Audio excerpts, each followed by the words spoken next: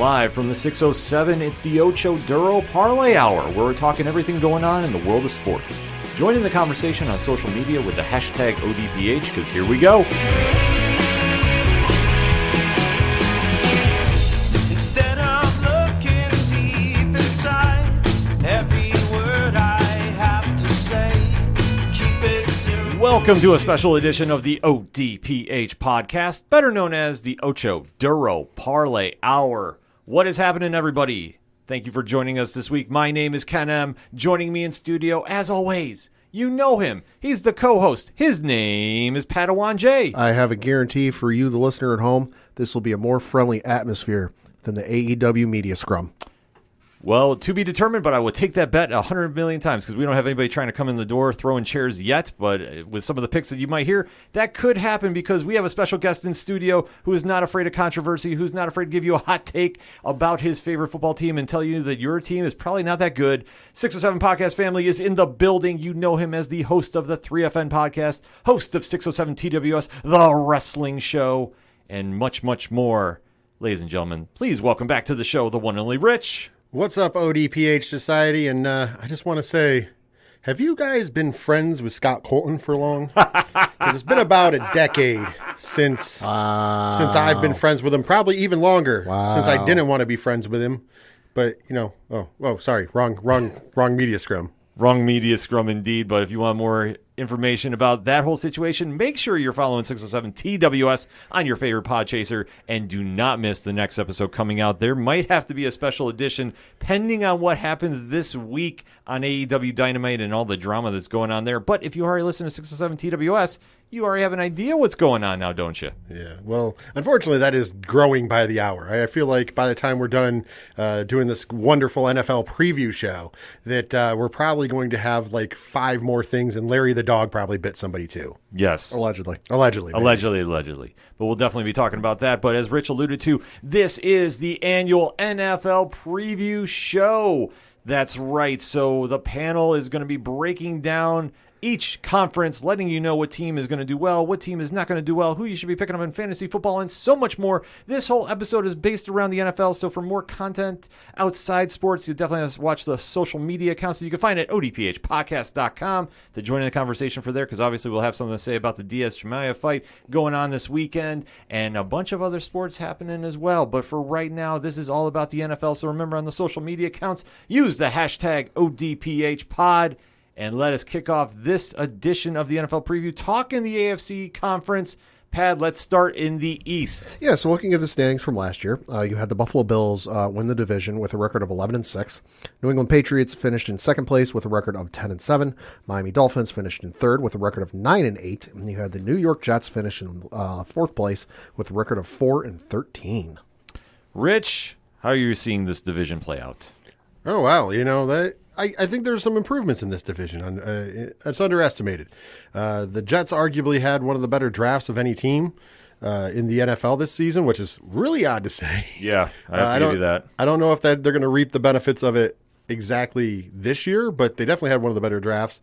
The Dolphins went out there and spent some money, bringing all-pro wide receiver Tyreek Hill from the championship caliber Kansas City Chiefs, and he seems to be happy to be there. And then, of course, you have some of the coaching shuffling, if you will, with the New England Patriots. Yeah. However, Bill Belichick is still there. The hoodie's still there. Mac Jones is still there. So, I mean, you can't say that too much bad. And then there's the Buffalo Bills, who, last year I thought were going to go to the Super Bowl. They had a very good chance to go to the Super Bowl. And for the most part, I know there was a couple people who left, but for the most part, kept the core of that team together, the important pieces of that team, in my opinion, together. And on top of that, added a veteran on the defensive side, and Von Miller, which was their biggest thing, was they didn't have, rush, putting the pressure on the quarterback. So here we are. I mean, yes, he's a little older, but he's a vet. He's going to probably help some of those young guys out. So I think this division as a whole actually got better. But we're going to find out how good they got. Yeah, no, it's certainly an interesting division. I mean, Rich brought up some of the changes, and one of the changes I think it's going to be the biggest difference maker in this division is the Bills' addition on defense of Von Miller. Fucking hell. Didn't see that one coming. New England, I think, is going to be New England. They're going to be fine. They added Devontae Parker at wide receiver. They've still got Mac Jones, like Rich said. They still got Hunter Henry and Jonnu Smith at tight end. Kendrick Bourne's still there, wide receiver. Nelson Aguilar, Jacoby Myers. The other QB1, as we like to say up in New England. Pretty sure he's got a perfect passer rating. Don't check the stats on that. And then on defense, the defense is still there. You still got Matthew Judon, red sleeve. He's still there. Lawrence Guy, Devon Godchow. So I think New England will be good, but the kind of X factor, the unknown, is going to be Miami.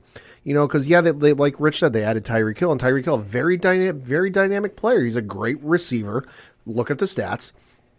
But the thing we got to remember, and I'm not trying to take anything away from him, stats with a wide receiver are always 50-50. Like, yes, some of it is the receiver's ability, separation, able to beat the defenders and able to run fast and all this other stuff. But then the other part of it is quarterback. The quarterback's ability to throw the ball, place the ball, put it in a place where only the receiver can get it and the defender's shit out of luck. Mm-hmm. And obviously Patrick Mahomes, a goddamn video game cheat code, the likes of which we haven't seen since maybe Michael Vick. That's a fair statement. So is Tua the same as Patrick Mahomes? I would say no, but we'll see what he is able to do with Tua. So, I think New England will end up finishing second with this division, but it would not surprise me at all if Miami makes an improvement and gives New England a run for their money with second place in the division. And I agree with Rich. Yeah, the Jets had, a good draft, but at the end of the day, they still have, Zach Wilson as their quarterback, although I believe he's injured the first couple of games. Mm-hmm. And so they'll have Joe Flacco stepping in. So Flacco's good, but and he is a Super Bowl MVP, with the Baltimore Ravens back in the day. But it's still the Jets. You still not, until I see something on the field, I'm not ready to say, hey, you're improving, or hey, you're going to do better this year. So jury's out. I think it'll be kind of the same as last year for them. The Jets are going to be the Jets, even though they did improve in the draft immensely this year. And that is an area that obviously they needed to. Got the best cornerback in the draft with Sauce Gardner. Yeah. And they have who I think is going to be your fantasy football player to pick up, and that's Breece Hall. Okay. The running back. I think he's looking immensely good in preseason, and especially with a team that, let's face it, Zach Wilson is your quarterback. Zach Wilson has not impressed me one iota. There's nothing about his game that says this is going to turn this franchise around. So obviously him being a little banged up this preseason is not going to help matters at all, because I don't think they have a really good backup plan there. But I think for what they're going to wind up doing is they're going to be more competitive. They're going to be more traditional in their offensive play calling. That's why I said Hall is going to get a ton of touches, in my opinion. I know that people are worried about him maybe splitting carries with Michael Carter. Sure. I'm not worried about that at all. I think it's going to be his game to, he'll be the true star number one there. Sure. I don't see anything getting shaken up there. I don't see them making any kind of moves. I can see them going 4-12. Yeah, I mean, I'm looking at the schedules for all four teams in the AFC East, and Ken, you and I, we're going to be battle-tested come fucking week 6. Yeah. Buffalo early on has the LA Rams to open up the season in LA. Then they play the Tennessee Titans at home in Buffalo. I do want to point out, though, they have a long break between those two games. That's true. Because they're talking Thursday the 8th. And then you're talking Monday the 19th. That's true. So they do have a little bit of a rest in between, although that means a short week coming up after that. Yeah. But, I mean, it is a home game to a Miami game. So so you got L.A., the Rams, then you got Tennessee, then they played the Dolphins, Baltimore, Pittsburgh, and then Kansas City. Then you get your bye week 7. On the Patriots side, they play Miami in Miami, Pittsburgh in Pittsburgh, Baltimore at home, Green Bay in Green Bay. Thank God that's not in January. Yeah. Then they played Detroit at home, Cleveland on the road, and then they play Chicago in week 7.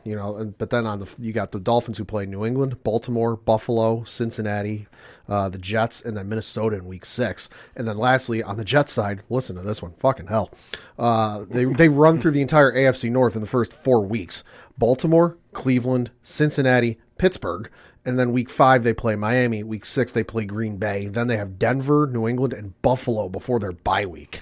Yikes. The Jets are going to have a rough schedule. Not only are they the weakest team in the division, they're going to have a rough schedule on top of that. But I will say this, for the Bills, the second half of the season opens up pretty, because you have the Packers at home. Yeah. But then it's the Jets, the Vikings, the Browns, the Lions.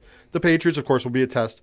The Jets, the Dolphins, the Bears, the Bengals, and then the Patriots again. So there's about 5 games that are hit or miss for the Bills, but every other game should be pretty much an easy win. Yeah, by the way, NFL schedule maker, the fuck you doing?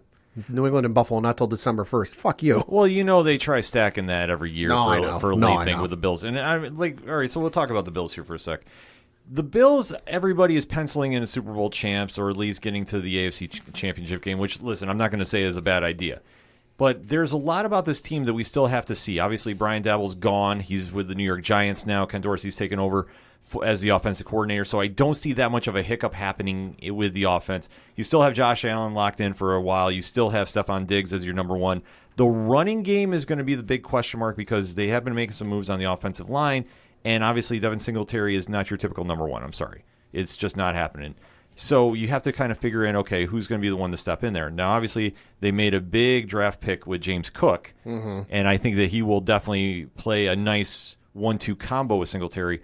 But unless they establish a run, they're going to be living and dying by the passing game. Now, the Bills don't have Cole Beasley as we're recording. Obviously, he has parted ways with the team. They have Gabriel Davis, who everybody is really loading up to be the number 2. Right.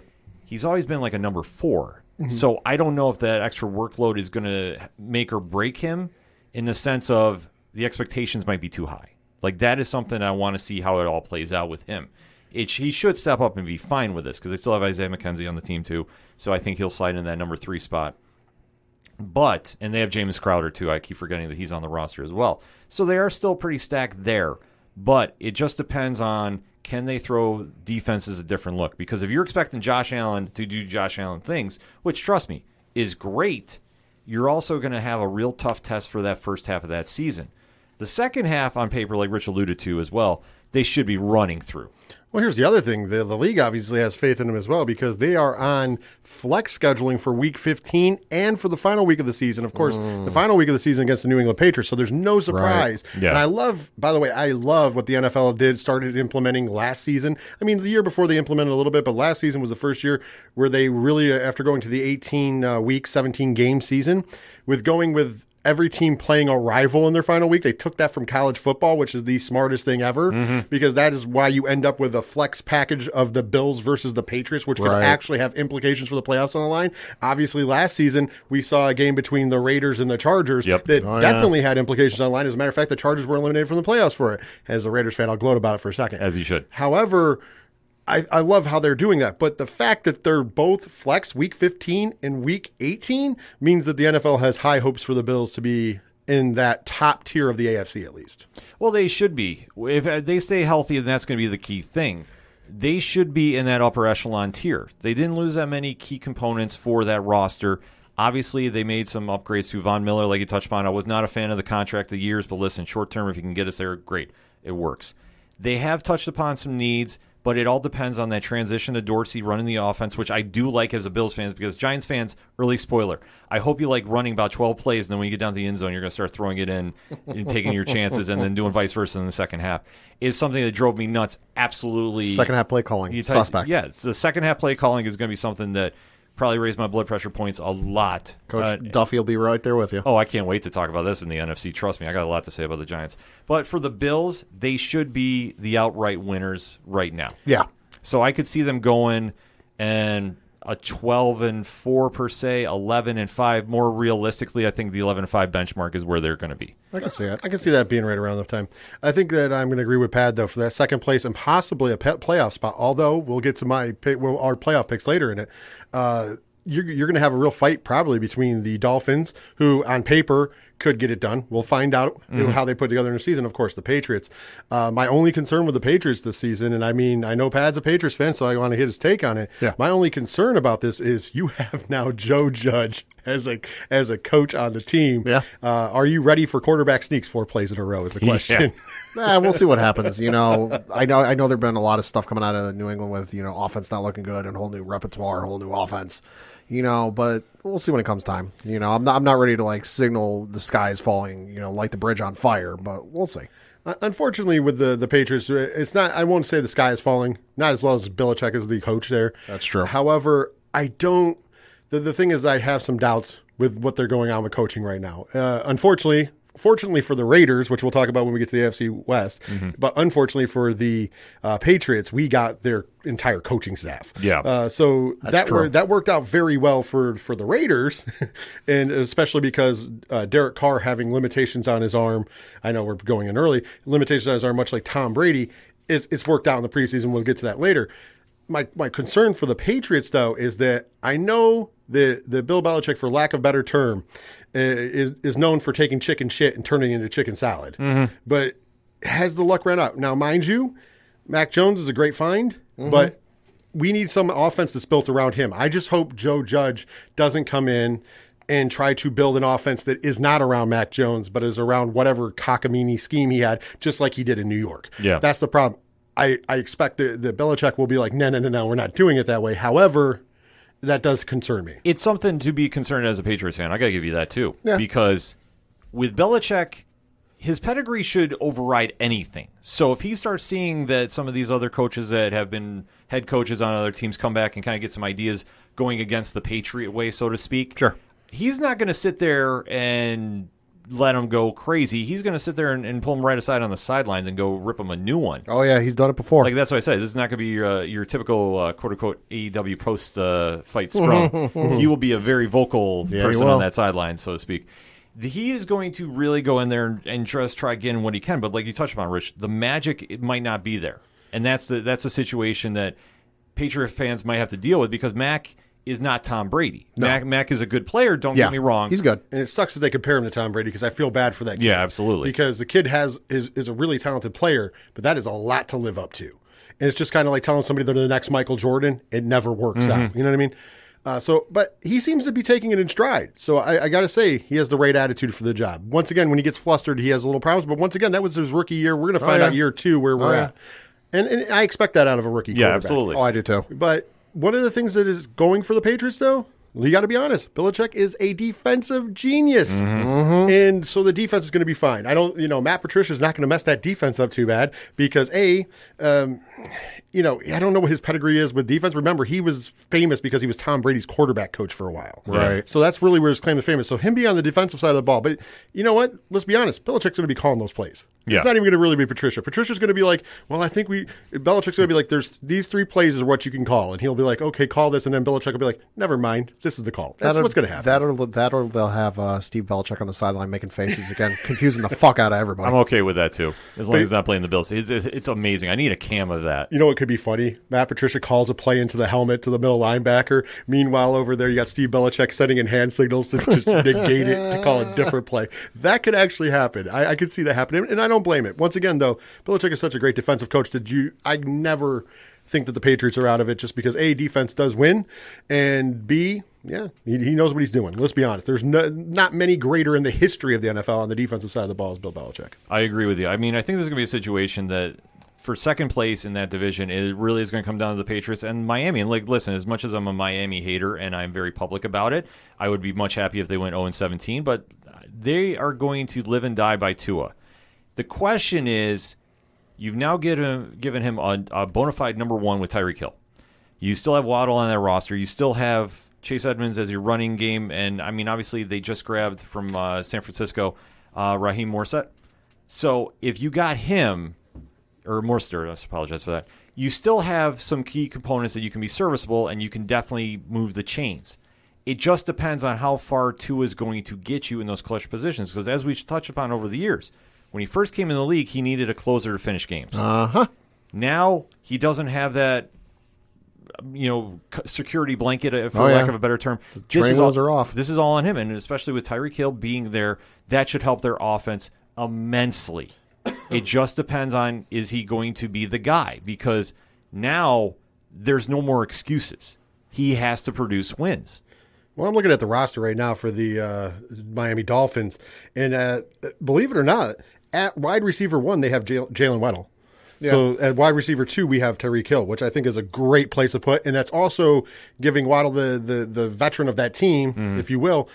That makes him feel a little more important. I like that out. But also, you got to remember at the running back position, you have Raheem Mostert and Sullivan Ahmed. And I think that either one of them is not great on their own, but they're a good 1-2 punch. So, I mean, you're going to get a lot of mileage off of them on the in the legs. And I agree with you, though. Tua is going to be the big exclamation point, question mark, whatever you want to call him. If he's playing well, the Dolphins are going to play well. If he's not playing well, the Dolphins are going to have a rough season.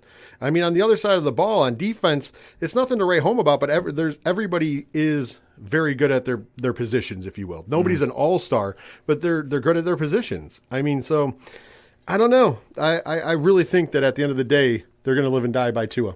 Yeah, they're going to have to. I mean, because I'm looking at the yards allowed for last year for Miami. They were about middle of the pack. They allowed 5,738 yards allowed last year. So, they're going to have to live and die by their offense because their defense, it'll get some stops for you, but is it going to be a shut-down, lights-out defense that'll shut down any team in the league? No. Yeah, they're the middle of a road defense, the definition of a middle of the road defense. I think also the big there's going to be big expectations, and their season might do well in the tight end position. Once again, none of these guys are jumping off the page as like great tight ends, and their stats are all right, but they're going to have a big season because there's going to be a lot of checkdowns, I would assume. Oh, yeah. Gillespie is very underrated in my opinion, but Tua's never got him the ball. Like, that's the one thing. Like, he can take over a game here and there. I'm not saying he's like a Travis Kelce type. Right. But he has that potential. But since he's been with Miami, I don't think anybody's utilized him that much. Last season, he had 73 catches, 780 yards, and 2 touchdowns. Yeah. So, I mean, at the end of the day, you can get some yards all you want, but if you're not putting up points in the end zone, what is really there? Like, I'm looking. This is entering his 5th season.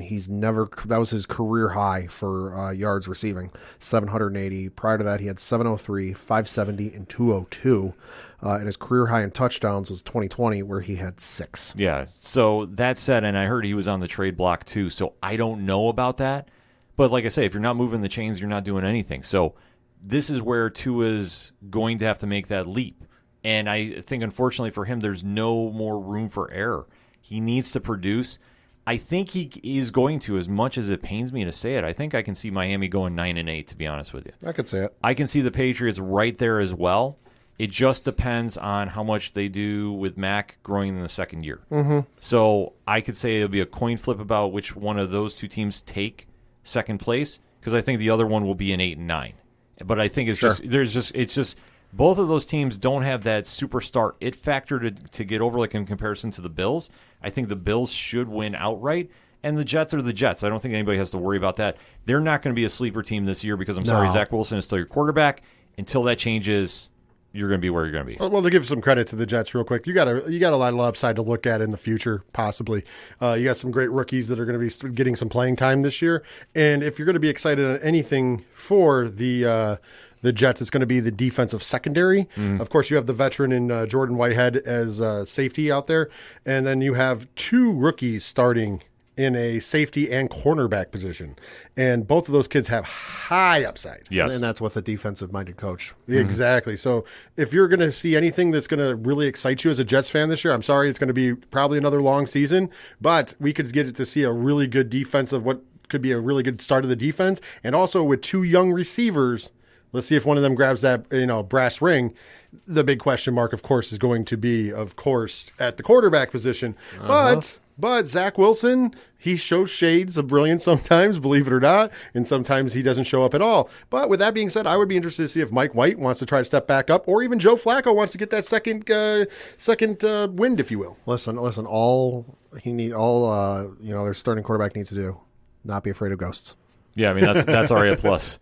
Yeah, it's going to be an interesting season with them, but like I touched upon, I think that defense is going to definitely keep them in a lot more games. I know I gave them the 4-12, 4-13 record. I keep forgetting about the extra week. I think they're going to be hovering around there just because the offense is going to cost them games, and just because Zach Wilson is not the guy. Who knows what you're going to get off Flacco and White.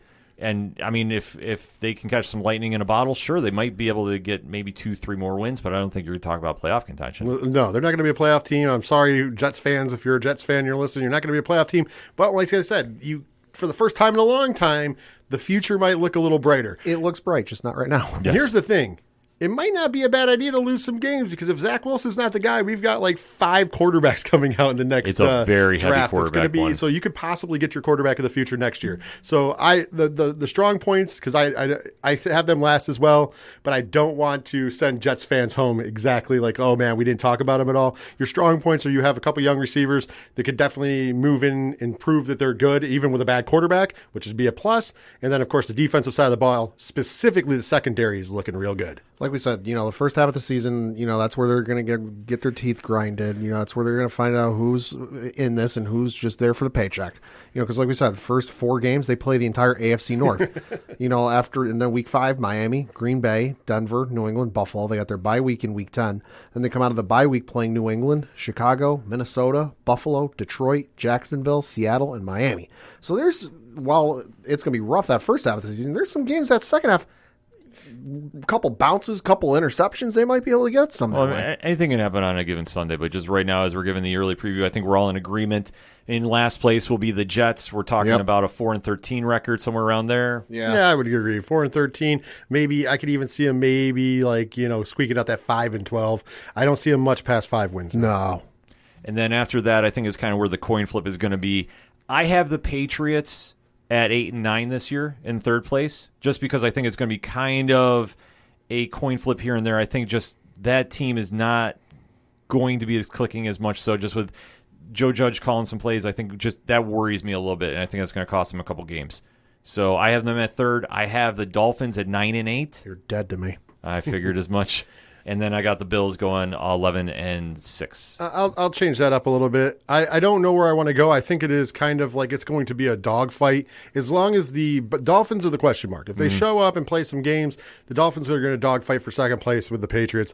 I could see both teams being at least 9-8. I could see the Patriots winning 10 games this year as well, just because if things fall in the line, if everything happens the way it should be, barring any injuries, it's still a Belichick coach team. Now, mind you, could the wheels fall off? Absolutely, because that could happen to any team. I do think that the Bills will win pretty handily. I'm expecting an 11 or 12 win season for them, and pretty handily going up there. Once again, they're going to be really tested in the first half of the season.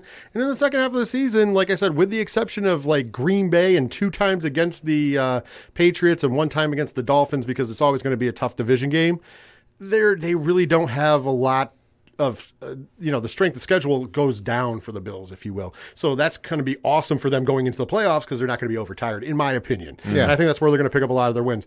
We're going to see how good they are. Of course, this Thursday is the first game, but we're going to see how good they are, because I'm going to tell you what, I would throw it out there. The Bills might just come out and punch the Rams in the mouth.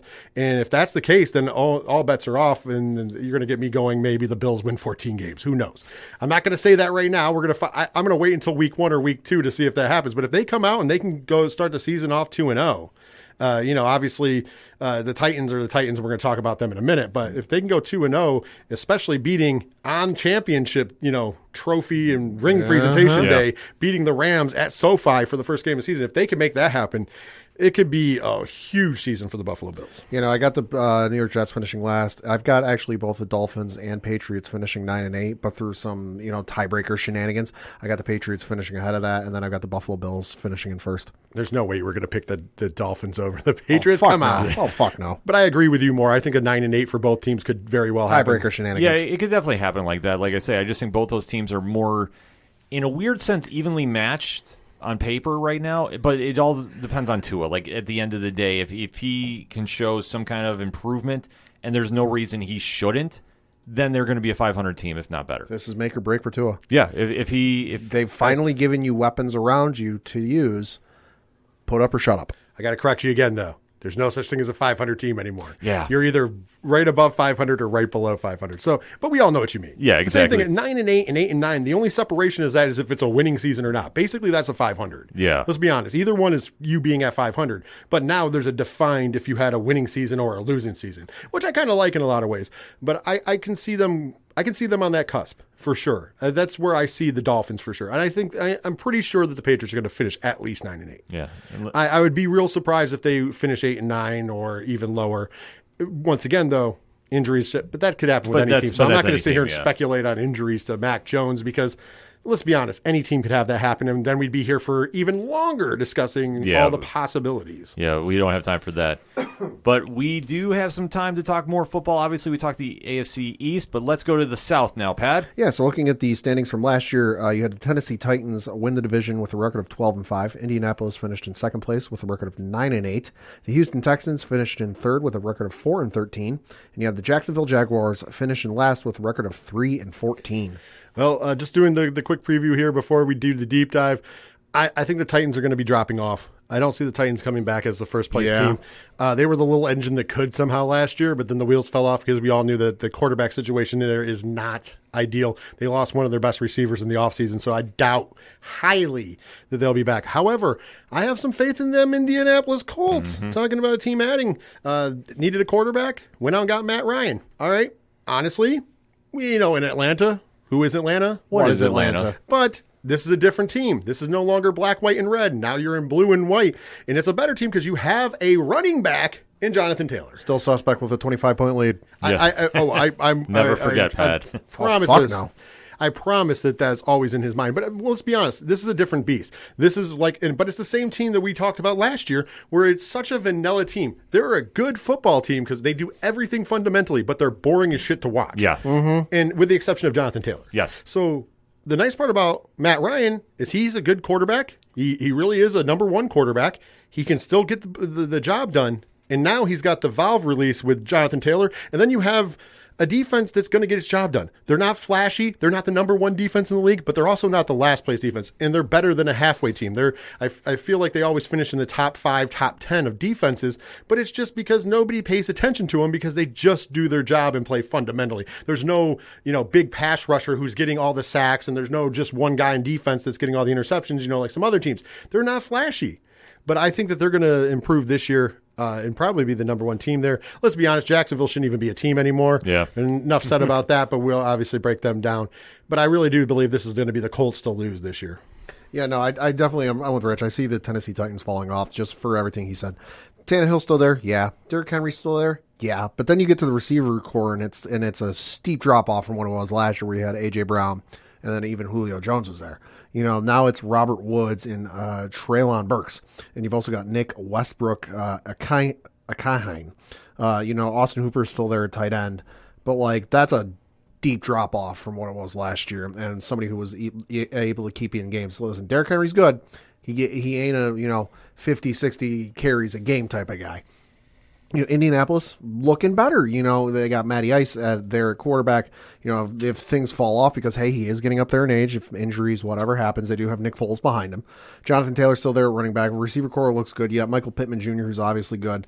And you got some complementary pieces with Paris Campbell and Alec Pierce, so should be good. But I'm kind of looking at, I'm skeptical of Matt Ryan just because look at the teams he had when he was there in Atlanta with the running backs and the receiver cores, and he just wasn't able to get it done. Can he get it done here? New regime, new system? We'll see. Houston Texans, yikes. Yeah. I mean, you got Davis Mills and Kyle Allen as your two quarterbacks on your roster. Who? Exactly. According to ESPN.com. Your starting running back is Damian Pierce. They got Rex Burkhead there, who hey, former Patriot. I'm not going to shit on the guy. They got Brandon Cooks, who was good. Is he good anymore? I would say no. They've got Nico Collins and then Philip Dorsett, who was in New England for a little bit, but was never anything super flashy. And then they got Brevin Jordan at their tight end. So Houston, it's going to be rough for you, although I think you're fully expecting that. And then you go to the Jacksonville Jaguars, who stumbled their way to 3 wins last year. Tripped through the front door, slipped on the front doormat, slipped on the front rug in the entryway, and managed to get their hand in the cookie jar somehow. You still got Trevor Lawrence as your starting quarterback. Running backs, you got Travis Etienne Jr., Christian Kirk, who is vastly overpaid. Sorry. Marvin Jones Jr., and then Zay Jones, and then you've got Evan Ingram as your tight end. So I would say for right now, I agree with Rich. Tennessee, it's going to be a bit of a fall off. You're not getting 12 wins this year. I think by default, Houston's going to finish last, and then I think it's going to be Tennessee and then Jacksonville in second and third. All right, so let's get this out of the way because we have to talk about Jacksonville and Houston. They have jerseys. Yes, they do. They're going to show up. there really is not a lot to write home about. Jacksonville Jaguars press conferences still going to be better than AEW press conferences. Not more entertaining, though. Yeah, no, definitely not. The thing about Jacksonville, obviously, Doug Peterson is going to be working with Trevor Lawrence, which that helps. I will say be good. That's an upside to us. Travis Etienne is going to be playing this year because remember last year he was hurt early and really did not have a full season. So we can't say he's going to have a breakout because we don't know what we're going to get out of him. The Jaguars, the only headline you can say is they overpaid for everybody. They fucked up the wide receiver market. I want to point this out. They fucked up everybody's team, period. Yeah. Because they drove the prices up on everybody, not just there, but everybody in the league. The Jacksonville Jaguars did to the NFL free agency what the Utah Jazz did to the NBA free agency. They Absolutely. fucked it up. That Christian Kirk deal is atrocious. I'm sorry. Unless he turns into be a bona fide Hall of Fame season. Greatest wide receiver of all time. Yeah, there's no way you can justify that 4-year, $90 million, I believe. 4-year, $90 million. And just to read his stats from last year, and you, the listener at home, if you play fantasy football, you play Madden, whatever, you can, use these stats and decide for yourself. Would you give him this money? 77 catches. He was tied for 24th in the NFL. 982 yards. Was tied for 27th in the NFL. 5 touchdowns. He was tied for 40th in the NFL. This guy he got less than 1,000 yards and only 5 touchdowns, and they gave him all that money? Yes. And he averaged 12.8 yards a catch, which was good for 46th in the NFL. Yeah, because he was out in Arizona, and this is when DeAndre Hopkins was out, and he filled in. Yeah. But it doesn't justify a ton of money to a guy who literally had not even 1,000 receiving yards and only 5 touchdowns. That is some New York Giant shit. And I want to point out he is in his 4 years. He's entering his 5th year. He has never cracked 1,000 yards receiving. 621 the year prior in 2020, 709 in 2019, 590 in 2018. His career high in touchdowns is 6 in 2020. He does do a little bit of rushing.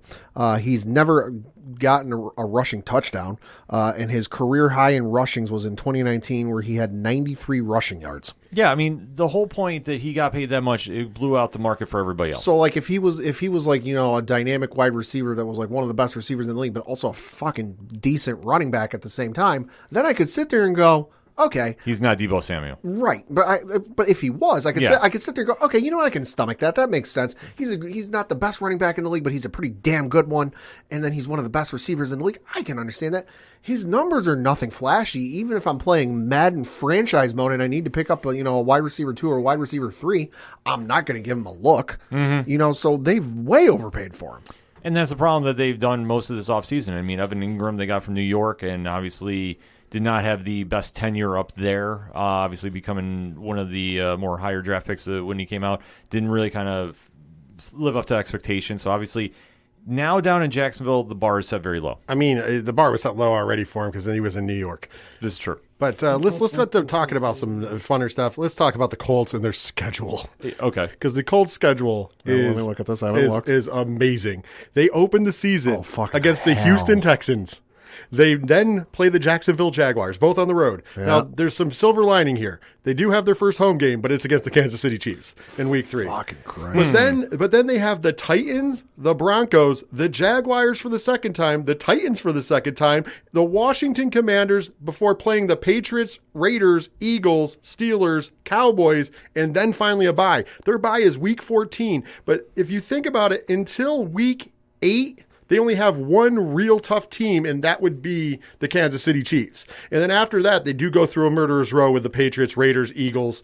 Steelers will and Cowboys will wait to see, and we'll talk about them later. But then literally that is the real late bye week for 14, and then they finish off the season in at Minnesota, against the Chargers at home, against the New York Football Giants in Week 17, and then they end the season against the Houston Texans. Hey. So even if they're on the cusp in the bubble, they have the Giants and Texans in the last 2 weeks of the season. Oh Christ! I'm looking at the Titans. Yeah. I'm looking at the Titans schedule. Fucking Christ! even if the Titans somehow pull this off and win the division, you ain't making it far in the fucking playoffs. They got a bye week in Week 6. To open the season, they play the Giants, Bills, Raiders, Colts, Commanders. Bye week in Week 6, and then after the bye week to close for the rest of the year, they play the Colts, Texans, Chiefs, Broncos, Packers, Bengals, Eagles, Jaguars, Chargers, Texans, Cowboys and Jaguars. Yeah. That's a rough schedule right there. So let's just be honest about this. This is a two-team division because obviously Houston, they don't have anything exciting going on. They just released Marlon Mack, too. Yeah, they did. So obviously their skill positions are living and dying on Brandon Cooks, which, like, let's face it, he's not the same player of old. It's going to be a rough season if you're a Houston Texans fan. Let's just put it out there and just get that done. Jaguars got a shot at some wins, I though. was going to say, Jaguars start with the toilet bowl, though. Yeah, the Washington Commanders. Yeah, they do. And then the Colts, followed by the Chargers, the Eagles, the Texans, then the Colts again, which we already mentioned. Yep. Then they get the Giants, the Broncos, the Raiders, the Chiefs. Wow, that's a bad back-to-back. Before their bye week on week 11. Then they take on the Ravens, Lions, Titans, Cowboys, Jets, Texans, and then the Titans to end the season. Yeah. But, I mean, that's a rough 2-game right before your bye week. And we should note the Jaguars are playing that Denver Broncos game in Week 8 in London. Oh, yeah, that's true. Yeah, that's right. It's in Wembley. So, I mean, that said, Hey, before we go any further, why didn't they just have that where Fulham plays? Because, you know, Tony Khan owns Fulham. Why didn't he get his team on his own soccer pitch? This is some bullshit right here. Tony Khan, I'm starting to have questions about the fact if you can run anything. yeah. Actually, I've already had those questions a long time ago. I was like, let's not ask the Fulham fans how they feel about the Cons. He wanks dogs. We already know. So, with that said, though, it's a two-team race here. I mean, let's be honest. Yeah. It all depends on what Tennessee is going to do, but I do agree with you. I think, unfortunately, they're going to fall off. Obviously, making the moves at the wide receiver position is going to hurt them. It did not really help them in this offseason. You're relying a lot on Derrick Henry to be the Derrick Henry of old, but let's face it, the amount of work that he's had over the years has to catch up with him at some point. It always does for NFL running backs that are those workhorse backs that get all those touches per game. The body can only do so much. Obviously, last season it caught up with him when he had a foot injury. So now the question is, you're living and dying on Tannehill. Tannehill is serviceable if you have a solid running game, but at the same time, you need him to throw the ball. Who's he going to throw to? You don't have Julio Jones. You don't have A.J. Brown. Yep. You really are going to kind of have him start at square one. That's going to be a disservice. And Tennessee will contend. Don't get me wrong, especially when you're in a division with Jacksonville and Houston. But in comparison to the Colts, this is a day and night difference. Matt Ryan is out of Atlanta and in a situation where he just has to be better than Carson Wentz.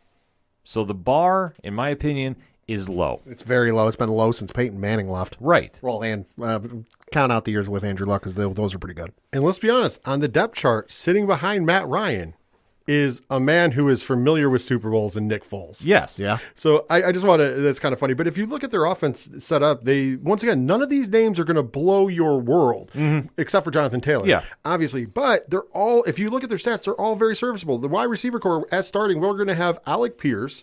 Also, they're going to have Paris Campbell and Michael Pittman Jr. as their starting 3 wide receivers. Then Mo Alley Cox and Kalen Granson will be the 2 starting tight ends.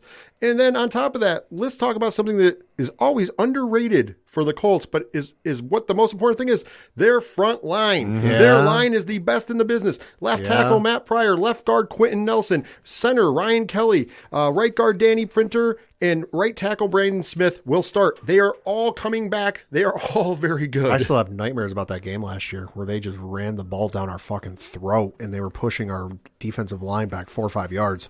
Oh, by the way, if you thought it got any better on the other side of the ball, they got better on defense.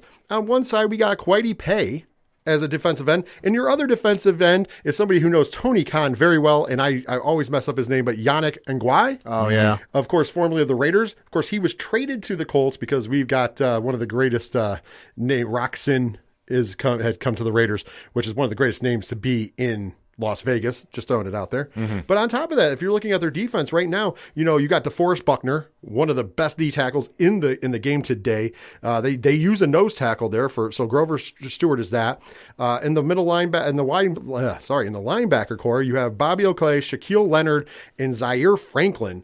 And then the backfield literally is Brandon Fashon and Dallas Flowers at cornerback. Your free safety is Julian Blackman, and then your strong safety is Nick Cross.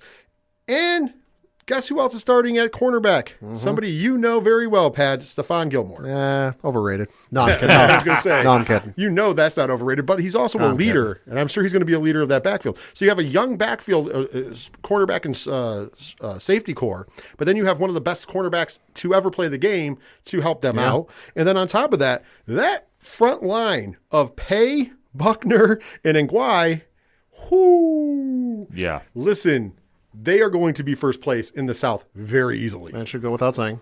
Matt Ryan. Hey, hi, how you doing? Nick Foles? Fuck you. Yeah, pretty much. Yeah, I mean, they're so loaded. It's just they're not the sizzle team, though. And that's how they fly under everybody's radar. And I think they're going to do that this year. I don't doubt them jumping out to be, you know how like every year there's a team that's like 6-1, 7-1 out the gate.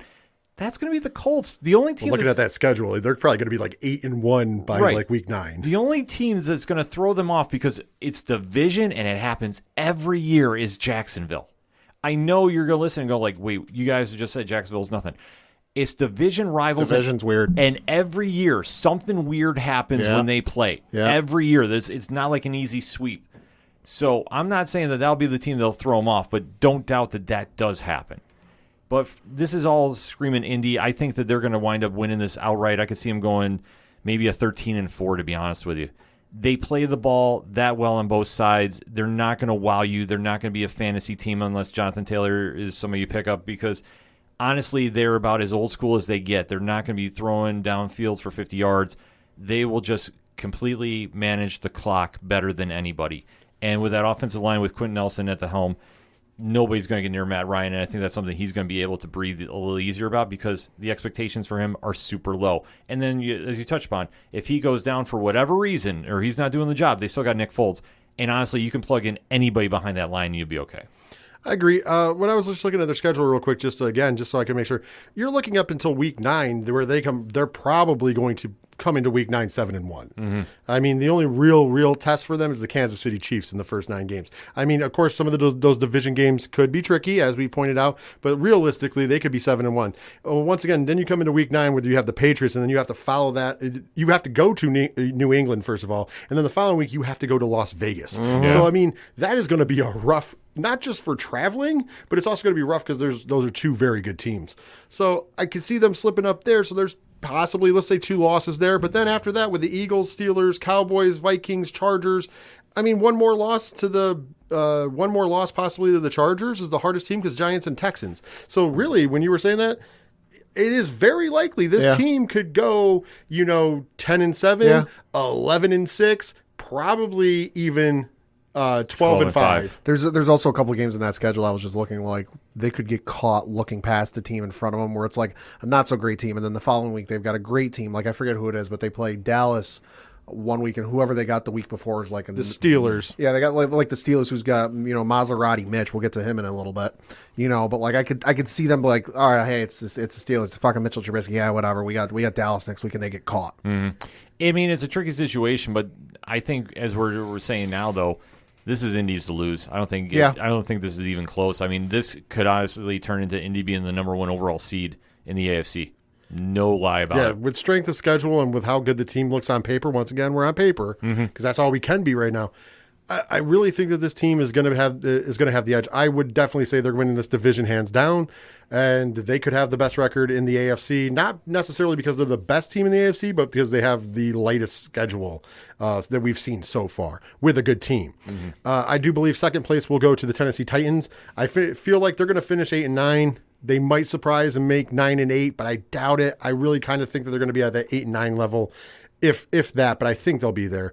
And then after that, who gives a damn? It's probably going to be the Jacksonville Jaguars. They'll probably put together a 4 or 5 game win season. They had a pretty decent, easily schedule. They did get a little better. Obviously, even though we were really crapping on their signings, it doesn't matter. That still was better than what they had. And hopefully that helps Trevor Lawrence out, who is a really good quarterback. And hopefully he can keep his head on his shoulders because, hey, kid, you only got to make a couple more seasons before you can go somewhere else. Yeah. But last place is definitely going to be the Texans. I really have a hard hard time believing the Texans are going to win 3 games. Honestly, they could win 1 or 2. 3 is probably the max in my opinion. If they win 3, they've stumbled into it. No, I agree with you. Indianapolis Colts, I think, are going to be first. Tennessee Titans second, excuse me. And then I'm going to have the Jacksonville Jaguars. I think they can stumble into some wins at the second half of the season. Because I'm looking past their bye week. They've got Baltimore, Detroit, Tennessee, Dallas, Jets, Texans, and then Titans. Close out there. I think there's a couple of those games that, like, given it's the end of the year, might be resting some starters. Sure. I think they can stumble. So I'm going to say maybe a 5 or 6 win season for the Jaguars. And then you got the Texans in the last place, which, listen, I would not be surprised if they go winless this year. They are bad. I'm with you. I honestly think they are going to go winless. I mean, I'll give them maybe the 1-16 just to be nice. But honestly, there's nothing on paper on either side of the ball that scares. You know what's really sad about this, though, is if it was any other team besides the Texans or obviously, as we know, the Jaguars, this would be the perfect rebuild year because the Texans right now are going to have probably the easy first-round pick. They've got a whole bunch of other picks coming to them courtesy of the Cleveland Browns. Yeah, they do. And this could be really a turnaround thing, but their front office is so terrible that they blew everything they've had in the past. So I have no faith in that front office. I have no faith in the coaching staff. So this is going to be one of those times where literally they're going to probably pick up whoever's the number 1 quarterback in the draft, which they need a quarterback. And unfortunately for them, they're going to be Trevor Lawrence, where they're just waiting and biding their time and hopefully can keep their head on their shoulders and not get too ran over. Right. So that way they can possibly go on to another team and be great. I fully agree about that. Like I say, I think it's Houston, obviously. We'll just say 1-16 to be polite, but they're going to be your number 1 draft pick no matter what. Jacksonville, I can see getting that 6-11 mark. I think they can sneak something out. In fact, I don't doubt them splitting with the Colts, to be honest with you, just because weird stuff happens when they play. It's something watching enough fantasy football and having Colt players on that team. They kept them out of the playoffs last year. Yeah. So, like I say, anything is possible. So I'm going to say they're going to split. I'm not going to say what game, though. But let's wait and see about them. I agree with you about Tennessee. I think they're going to go 8-9. Like I say, they got rid of Corey Davis too, because I forgot A.J. Brown went to Philly. Yep. Corey Davis went to the Jets. Yep. They don't really have anybody at wide receiver, and I'm sorry, Derrick Henry has had a great run. He's still a great player, but you're asking a lot from him, and obviously Father Time starts catching up with you. He came back from a very bad foot injury. They're going to be stacking the box. They're going to stack it, and that's the thing. You're going to dare Tannehill to beat you, and I'm sorry, Tannehill has shown flashes of brilliance. But that's with good receivers. Exactly. You're asking him to do this with practically nothing. That's a challenge. And I'm not saying that he can't do it, but I'm saying if you're asking me right now, no, absolutely not. I'm saying he can't do it. I have zero faith in Ryan Tannehill. Yeah. Zero faith. That is a team that needs a quarterback badly. They should have been throwing in their hat to every quarterback race in the offseason. The fact that Matt Ryan somehow ended up in Indianapolis and they weren't part of that discussion is a travesty for their team. But once again, for some reason, their coaching staff there believes in Ryan Tannehill. I don't. I got to see him play against the Pittsburgh Steelers live. Trust me, he wasn't good. No, I mean but Vrabel's still their head coach. Obviously, with being under the Belichick learning tree, they don't get too rattled at the quarterback, so he likes riding them out no matter what. So I understand that, but I do agree with you because I thought the perfect fit would have been dump the entire farm for Aaron Rodgers to come there last year, and I thought they would have been able to do some magic, but it didn't happen. But I think now it's going to be a rebuilding year for them, or you're going to start slowly seeing the decline of what you've had in Tennessee.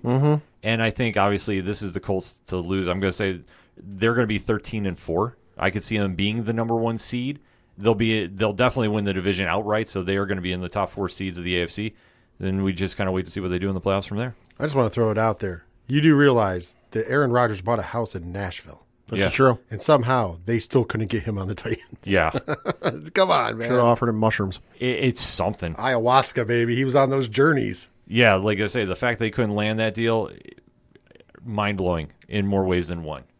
But that said, we've talked about the AFC East. We've talked about the AFC South. We're going to take a quick break, come back and talk the AFC North and West. In the meantime, hit us up on the hashtag ODPH Pod. What is your thoughts about the AFC East and AFC South in this NFL preview edition of the ODPH with Rich from 3FN in the house?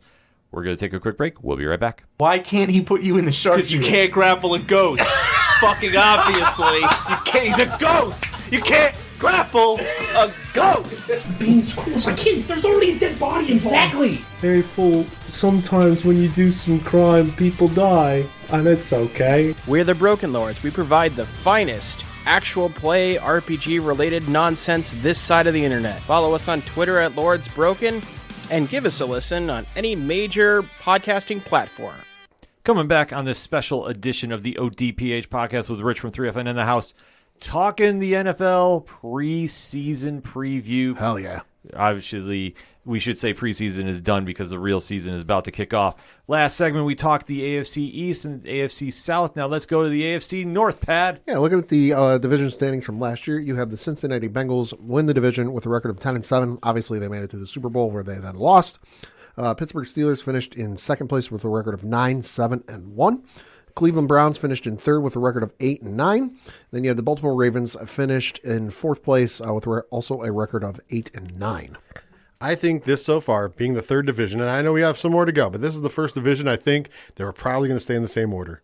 I don't think much has changed. The Bengals are still looking good. They're still looking at a good team. They have a facility now. Yes, They do. You know, they have a facility. Indoor facility. An indoor facility. So, you know, they're looking like a real pro team. It only took them going to a Super Bowl. But they look good. They have a great quarterback. They have a good offense. We saw how that clicked. Of course, you know, they have the best 1-2 punch with quarterback and receiver. Those two are on the same page no matter what. Absolutely. Literally, we've talked about it last year after the Super Bowl when we all agreed, and I think everybody else watching at home agreed, literally maybe 1 second away from the Bengals winning the Super Bowl, because if there's no sack on Burrow, he's going to get that ball to Chase. Mm-hmm. Chase was wide open. He had burned Jalen Ramsey down the sideline. There was nobody there. So literally, if that sack doesn't happen, you know, you can thank Donald for the Super Bowl win, because if that doesn't happen, we're looking at the Bengals being, so they were literally one throw away from being a Super Bowl champion. I think that they're going to stay up. I mean, they didn't do too many changes. They're bringing a lot of people back. There's nothing that they lost that was super big. Also, to the detriment, there was nothing that they gained that was super big, if you will. But once again, when you're a Super Bowl team, if you can keep the team mostly together, you're going to do well. As far as the Steelers, obviously there was one big piece missing. And, I mean, obviously he was aging, but that's Ben Roethlisberger. Also the fact that it's no longer Heinz Field. Yes. Egregious. Well, they did bring back the ketchup bottle, thankfully. Oh, they did? They did okay. bring back the ketchup bottle. I'll give them credit for that. But, you know, we're looking at the Maserati, baby. Maserati Mitch, undefeated last year. Every game Maserati came in, the Bills won. Yes. As we talked about, because I watched a lot of Bills game with Ken M this past season, which I'll probably be doing again this year. But Maserati would come in, it was winning time. So you take that for what you want. But at the same point in juncture, I think that they're in a rebuild phase, except for the defense. They still have probably what I would assume to be the best, if not, it's definitely a top 3 defense. We'll say there are a few guarantees in the AFC North. That is death, taxes, and the Steelers defense. No, absolutely. And I mean, when you have TJ Watt out there and everybody else, whoo, yeah, that's right. Then we get into, the messy. And we're, like I said, we're going to break each team down individually. But the messy in Cleveland did not get better. Despite on paper, they have some cool looking guys on the team. Yeah, that's a mess. And last but certainly not least, the Ravens also, they lost a great receiver. Yes, they did. On top of that, you basically have Lamar Jackson. That's it. And their defense is not what it used to be. Hence last year's last place finish. So I really think this is before we even get into breaking everybody down, I really think this division is probably going to finish the same exact way. The only question mark really is Pittsburgh, but with that defense, I don't think they'll make the playoffs, but they'll still have a decent record to finish second in this division. I think Cincinnati's obviously going to win this division again, but the interesting thing is going to be, like you see in baseball all the time, you got a guy get called up from the minor leagues, goes on an absolute tear, making Sports Center and the national news and 24-hour news stations like, oh my God, look what this guy's doing, talking about it and the run he's on. But then he runs into a slump, because you start getting footage on the guy and figuring out his tendencies and what he likes to do. This is going to be the interesting thing for Cincinnati, just because obviously they had a great year last year, but now there's a lot of footage on them. There's a lot of footage, so will they able to repeat? I think so, but I think it might not be as easy as they had it last year. Looking at the rest of the division, I think Pittsburgh is going to finish worse than 9-7-1. I think they'll wipe that one tie and put it in a loss, and I think they'll lose a couple more games because Ben Roethlisberger is gone. Ben Roethlisberger was not the Ben Roethlisberger of old. but he still kept you in some games. He was still able to gut it out a little bit. Maserati Mitch comes in, which, hey, he led Buffalo to wins, but will it translate to the AFC North, which is very well known to be a punch in the mouth kind of division? Not exactly easy. And I'm just looking at their team. Yeah, you got Najee Harris at running back, who's good, but then you look at the receiving core, which they got Chase Claypool, who's good. George Pickens, and then they've got Deontay Johnson as the other wide receiver, and then they got Pat Freemuth as their tight end, which I'm looking at it going, that's really not a lot to work with. And Najee Harris is good, but he ain't a Derrick Henry every down kind of back. And then we get over to Cleveland. Cleveland's a mess. Cleveland's a mess the first 11 games of the year, let's be honest. Listen, if you're a fantasy owner and if you have either Nick Chubb or Kareem Hunt, you're going to be eating the first 11 weeks of the year. They've obviously got Amari Cooper, who was good in Dallas. Will it translate to Cleveland? We'll see. I think under Jacoby Brissett, maybe not. Time will tell. And then they've got Donovan Peoples-Jones, who's not bad. David Bell is their other wide receiver. And then they've got David Njoku, who's a good tight end. So jury's out, I would say, until the second half of the year with Cleveland. We'll see what they can do. Baltimore, man, this is tough because you've got Lamar Jackson, as of yet, does not have a new contract. I believe he's doing much like a lot of other athletes have done right up until the start of the season. He's willing to negotiate once the season starts. No mas. Will he go the route of, say, Aaron Judge, who didn't get the deal done? And hey, I'll bet on myself and see what I can do in the regular season. I could see it happening. Is it realistic? Maybe not. Pat, I'm glad you brought up that about Lamar Jackson because I think that he is going to be a surprise this year. I could see it. I am going to kind of shake things up a little bit from what you both have been saying about this division. I think Baltimore wins outright. Really?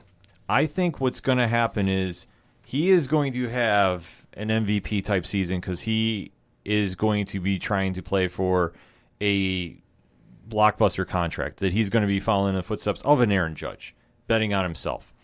Baltimore is not the same team as of old, as Rich touched upon, but they're still Baltimore. Their defense can hang with their division. And I feel that with Cleveland and their woes, they're not going to be – Cleveland's going to be a non-factor this season, unfortunately. They have all the talent in the world, but that cream has not risen to the top in how many seasons. And how many times have we said this is going to be the year for Cleveland to break out, and they just don't. You said it last year. I fully admit I thought they were going to do it, and I stand by that. Because every year on this paper, if you look at this team just on paper, they should be a 12-4, 12-5 team, 11-6 team. They should be. Not barring the quarterback situation. I'm just saying if you look at the skill players involved in that offense, they should be dropping 36 a game in their sleep. They don't. Reasons. I feel that they're still going to be struggling, but in this division, I think that this is going to be a tighter division than most people think. But in comparison to the toughest division in all of football, and that's what we're going to get into next in the AFC West, I think that you're going to see a lot more of a 10-6 range, 10-7 to win this division, and then you're going to see like a couple 9-8s right behind it per se. Like you're going to have everybody really log jammed in that. So what I'm saying there is I think Baltimore wins this, and I think they're going to win with a 10-7 record. Well, let's go over to the Bengals schedule though. Mm-hmm. Let's start there, and I think we can do. I think we can do Baltimore after just to see where it is. But let's look at this. So they open the season at home against the Steelers. Yep. Then they play the Cowboys. Then they play the Jets. Then they play the Dolphins. Then they play the Ravens, the Saints, the Falcons, the Browns, and the Panthers before a Week 10 bye. They have the perfect in the middle of the season bye, by the way. Yes, they do. But that is a pretty light schedule in the beginning of the season. Second half of the season doesn't really get that much harder because they play the Steelers, the Titans, the Chiefs, the Browns, the Buccaneers, the Patriots, the Bills, and the Ravens. So let's be honest, there's between week 15 and 17, they have a little murder's row, and then they end the season with Baltimore. Once again, Baltimore being your pick to win it outright. If you're right and Baltimore has this great season, that could be a tough game. However, if not, they have just that 1 3-week section there in the Kansas City Chiefs that are really stopping them from being, pretty much a 13-4 team. Mm-hmm. I mean, well, my reasoning with this though is I just feel with Cincinnati, I think they crept on a lot of teams last season. They kind of snuck in there. Sure. Jamar Chase had a breakout season, obviously, and there's no denying his chemistry with Joe Burrow. It just depends on when you have a young team like that, how they handle coming back from a Super Bowl loss and just how much motivation that second year, because it's very tough in this NFL to go back-to-back and still be that motivated. Now, I'm not saying they can't, but I'm just saying if I'm going by just doing the eye test, I'm thinking that Lamar Jackson's got more to prove this season than Joe Burrow does. Yeah. That's where I'm going with it, and I think that motivation is going to carry through. Obviously, injuries happen and such, so we got to just throw that out the window. But I'm saying right now, I think that he's going to do this, and like I said, Cincinnati's going to be right behind him. Okay. So I'm going to say, we're going to talk like 10-7, 9-8 kind of range with Cincinnati. Like, I'm not saying Cincinnati's going to, be a huge gap behind him, but I think that Baltimore is going to win it outright. I see the Steelers coming right behind them too. It just depends on how soon they want to go to Pickett for Maserati. Yeah. And there's a lot of pressure on Trubisky to win because now he had that season in Buffalo to sit behind Josh Allen. The pressure was off him. He came in, and without that pressure, he looked great with the Bills' offense. Now, Pittsburgh has a very different offense than them. It can still work down here, but I think that he knows that he has a number one draft pick sitting right behind him. I know that he knows that if he's struggling, they're not going to hesitate to put the kid in. And then where do you go from here with a rookie quarterback? That's where they kind of can be a little tough for him, but at least they have the Steelers' defense behind him, which is always going to be good. The Browns are the Browns. Myles Garrett is going to have a great season. Everybody else, I don't even know. So Baltimore's schedule. They open the season at the New York Jets. Mm-hmm. Then they have the Miami Dolphins. Then they have the New England Patriots, the Buffalo Bills, and the Cincinnati Bengals all in a row before playing New York at the Giants. So that means they have 2 trips to MetLife this year. Cleveland Browns is up next in Week 7. Week 8, the Tampa Bay Buccaneers. Week 9, the New Orleans Saints. And just like the Bengals, they have Week 10 as a bye. They come back against the Panthers, the Jaguars, the Broncos, the Steelers, the Browns, the Falcons, the Steelers, and they finish off the season once again with Cincinnati. So they do have a schedule other than they kind of have the reverse schedule that Cincinnati does. They have this really weird hard run in the first, 3-game hard run in the first part of the season. But in the second half of the season, minus the division games, which are always tough, including the Steelers twice in the second half, you have the fact that maybe Week 18 is a playoff to get in game between the Bengals and the Ravens. I could see that happening. Yeah. But once again, it's a big gamble, in my opinion, still on a team like the Ravens. It's going to have to – I don't know if one player can just win now. I don't know if Lamar Jackson, even if he plays out of his mind, is going to just be able to catapult them to the playoffs. I'm looking at their roster right now, and their receiving core, at wide receiver 1, you have Rashad Bateman. At wide receiver 2, you have Devin Duvernay. And at wide receiver 3, we have, I'm just making sure I get the right one, Demarcus Robinson. So, yeah, tight end, you have Mark Andrews and Nick Boyle. Andrews always been solid. Right. And at running back, you have J.K. Dobbins, Mike Davis, Justice Hill, and Kenyon Drake. So Kenyon Drake, who is a castaway from the Raiders, is your 4th string. So nobody there that's really jumping out as me. But once again, you have Lamar Jackson. So technically, that's your starting running back, right? Right. I don't know about the line. The line, you have Ronnie Stanley, Ben Powers, Tyler Linderbaum, Kevin Zielter, and Morgan Moses. So I don't know where their line is like. There's nobody there that's really jumping out. I mean, once again, they could all be great. I don't know. On the defensive side of the ball, though, it's interesting. At D tackle, you have Justin Matabuke. At nose tackle, Michael Pierce. Defensive end, you have Callis Campbell. And then as your rush defender, because they use a rush defender down there, you have Odefe Awai. Josh Burns, Patrick Queen, and Justin Houston are your linebacker core, followed up by your cornerbacks, which are Marcus Peters, Marion Humphrey, and your safeties as Chuck Clark and Marcus Williams. Once again, there's nobody there that's jumping out at me as being an all-star. However, all their stats look decent, so they're serviceable. Well, that's why I say with this division, I think they're going to be a lot more parity than most. But like I say, in comparison to like actual toughness, like great team to make a deep run, I think that's where the drop-off is. But like we'll talk about that when we get to the AFC West, because I think that's going to be the hardest division in all of football. Just want to point out one thing. Hey, shout out to Pittsburgh and whatever palm you greased. They do not leave the East Coast time zone this year. Yeah, I saw that. Yeah, that's weird. So they play Cincinnati week 1, New England week 2, then they play Cleveland, Jets, Bills, Tampa Bay, Miami Dolphins, Philadelphia Eagles, bye week in week 9, New Orleans Saints, Cincinnati Bengals, Indianapolis Colts on the road, Atlanta Falcons on the road, Baltimore Ravens, Carolina Panthers, the Vegas Raiders at home, Baltimore Ravens, and then the Cleveland Browns. I know that's Christmas Eve. I wanted to go to that game, but it's going to be cold and it's Christmas Eve. Yeah. The Pittsburgh Steelers and the Raiders. That'd be an amazing game to go to. But I think it's going to be just a challenge to see. Like I say, this division, with the exception of the Browns right now, I mean, it's really a 3-team race. It really is. I mean, and I'm looking at the Browns' schedule. They open against the Carolina Panthers. Then they have the New York Jets, Pittsburgh Steelers, Atlanta Falcons, Los Angeles Chargers, New England Patriots, Baltimore Ravens, Cincinnati Bengals, and then they got a bye week in week 9.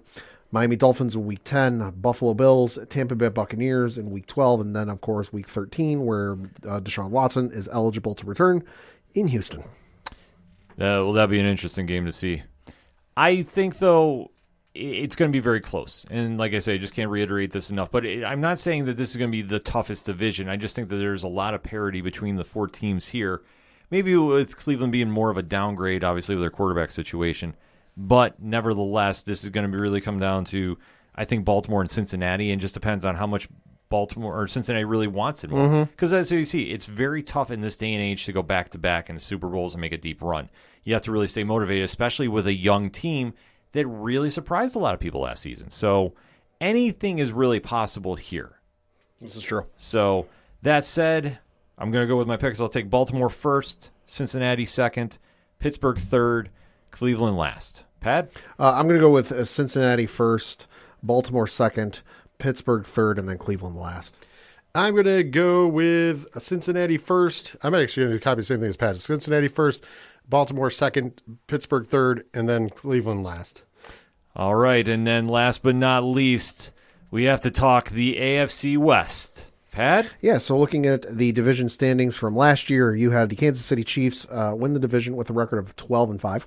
The Las Vegas Raiders finished in second place with a record of 10-7.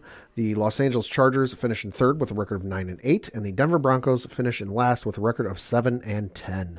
Rich, the mic is yours. Listen, man, of course I am a Las Vegas Raiders fan, so I'm very interested, but I will say that I think you're going to hear this a lot here. This is the toughest, literally the toughest division in football. It's not just because my team is there. This is a division where 2 of the teams that finished with a 10-7 record being the Raiders and a 9-8 record being the Chargers have added a lot. Yeah, they Have added a lot. Not to mention there's some people out there that think that it was a big deal that Russell Wilson is now playing for the Denver Broncos, which I don't. We'll talk about that in a minute. Broncos country. And of course, let's be honest. Kansas, that was the worst. Kansas City is Kansas City at the end of the day, so we'll get into that. But let's start off, I'm going to be biased. I'm going to start off with the Raiders. Listen, in the offseason, where you add Davante Adams at your number 1 wide receiver problem. We did not have a wide receiver. We had a great slot receiver in Hunter Renfrow, who is back. But adding Davante Adams was huge, especially because he's really good friends with Derek Carr, and there's a lot of things. Let's be honest. The first thing we should actually talk about with the Raiders, though, is coaching staff. You know, because once we get here, we're adding Josh McDaniels as the new head coach of the Las Vegas Raiders, who is the man who is behind the wonderful New England Patriots Brady era offense.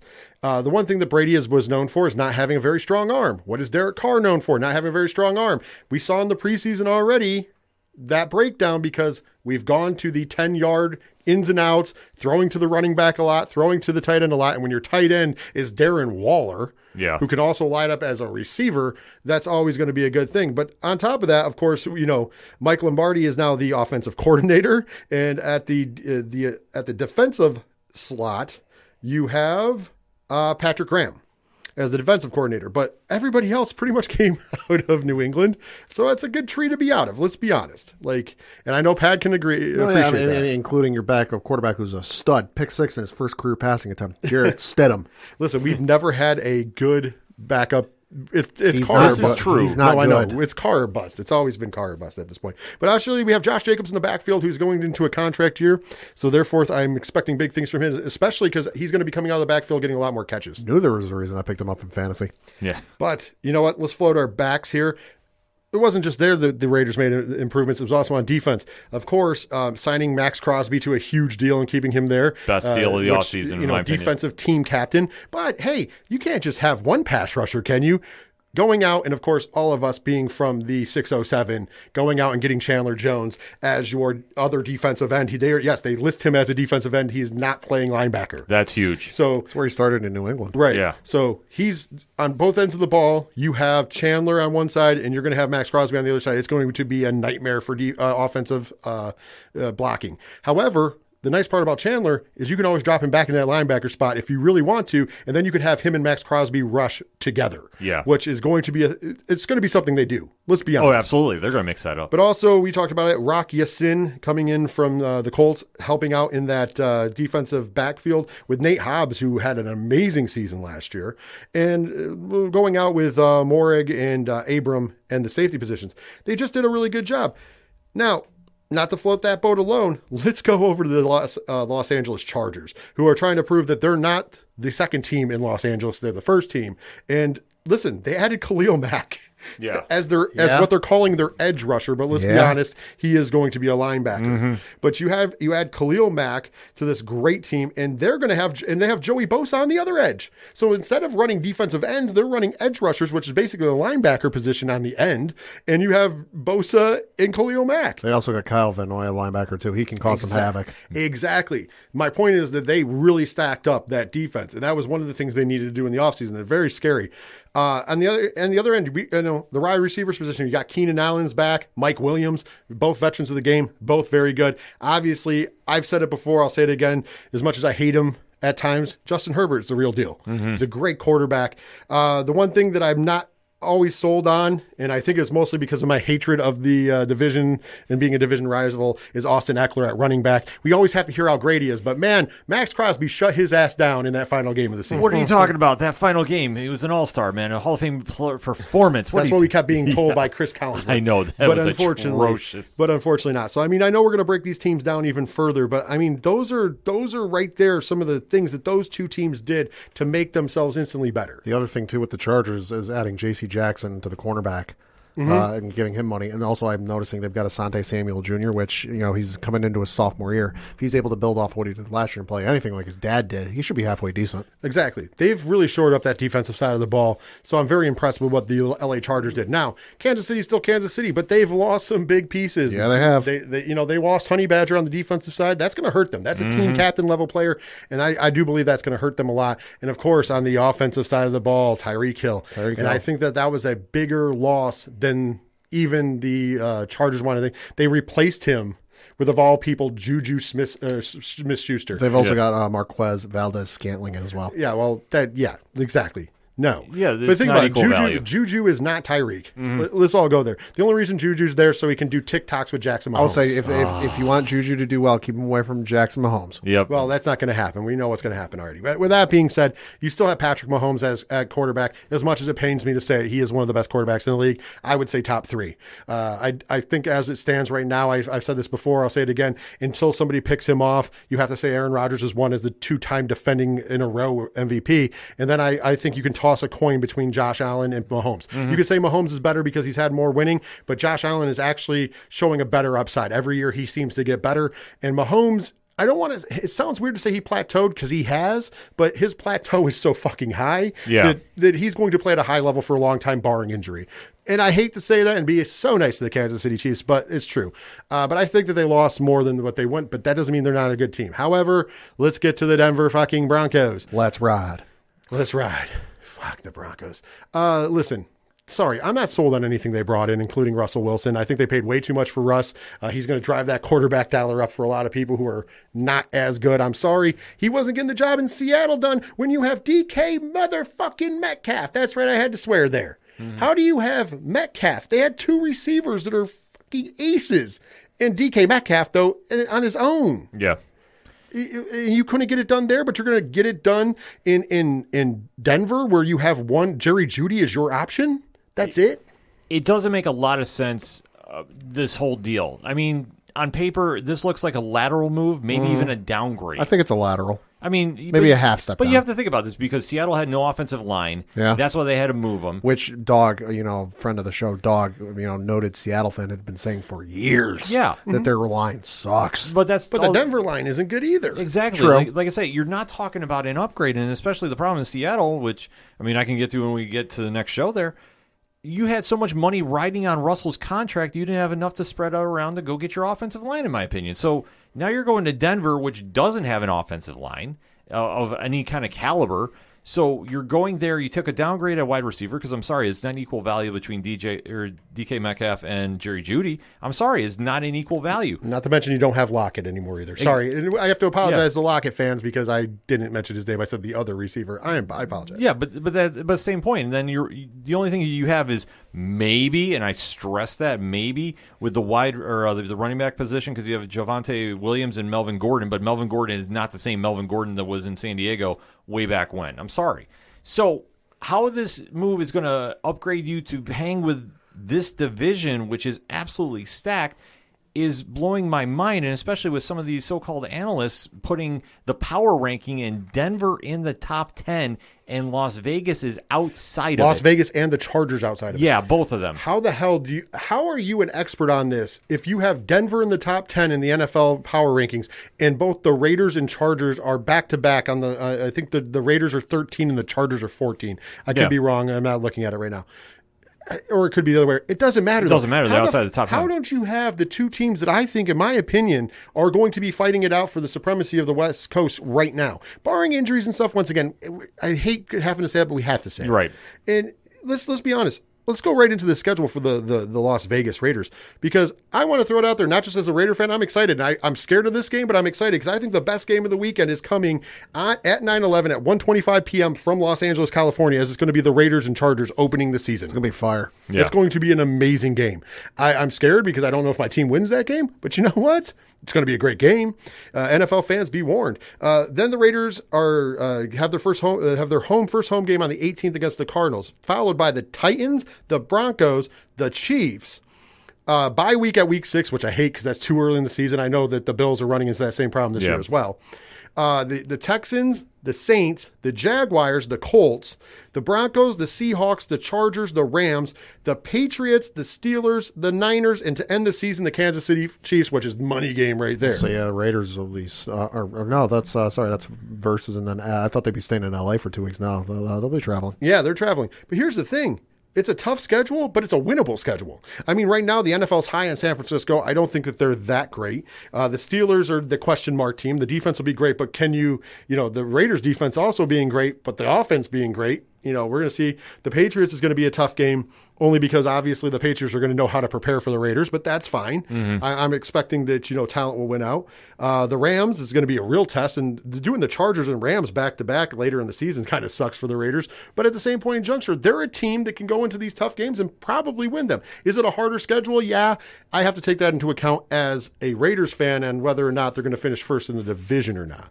But I think really winnable for the Raiders overall with the talent that's on the team between the coaching staff and the talent. The Chargers, I'm taking a look at their schedule right now because honestly, that's going to be the tale of who wins this division, I think, is who. And I think those are the two teams that are going to win. One of those two teams is going to win and one's going to be in second place, and Kansas City is going to be third. However, with that being said, I think this division could send 3 teams to the playoffs. Because I think all of those teams could still win plus 10 games because I think they could all split their games and then beat all the teams from the other divisions because this is a tough division. So the Chargers, sorry, did you need some? No, go ahead. Chargers have the Raiders, obviously, week 1, and then they play the Kansas City Chiefs in Kansas City week 2. So that's a tough one for the Chargers right off the bat. Then it gets easy because they get the Jaguars, the Texans, the Browns, and the Broncos. Also should note that they get the Kansas City Chiefs on short rest because they play Sunday the 11th.